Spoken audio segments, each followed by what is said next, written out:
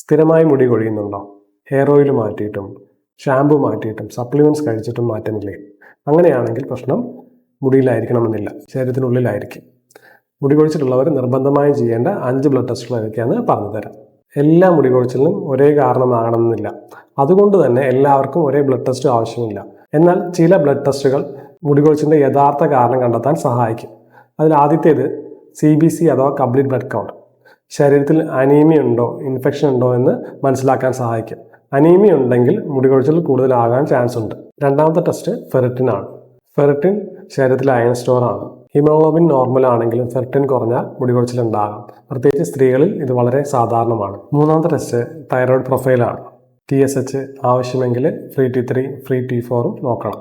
Thyroid hormones കൂടുകയോ കുറയുകയോ ചെയ്താൽ ഹെയർ ഗ്രോത്ത് സൈക്കിള് തകരാറിലാവുകയും മുടിയെല്ലാം നേർത്ത് പോകാനും സാധ്യതയുണ്ട്.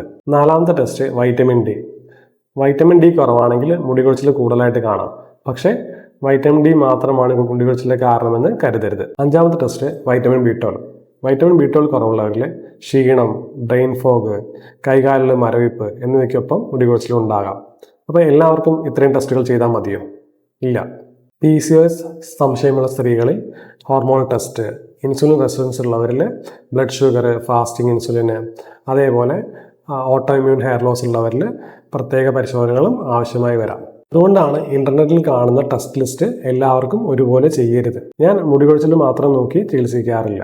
Hair loss pattern, diet, stress, menstrual history, PCOS, insulin resistance, family history, blood ടെസ്റ്റുകൾ എന്നിവയെല്ലാം വിശദമായി വിലയിരുത്തിയ ശേഷമാണ് വ്യക്തിഗത ചികിത്സാ പദ്ധതി തയ്യാറാക്കുന്നത്. യഥാർത്ഥ കാരണം കണ്ടെത്തി ചികിത്സിച്ചാൽ ഹെയർ ഗ്രോത്ത് സൈക്കിള് സാധാരണ നിലയിലാവുകയും ആരോഗ്യമുള്ള മുടി വളർച്ച തിരിച്ചു കൊണ്ടുവരാനും സാധിക്കും.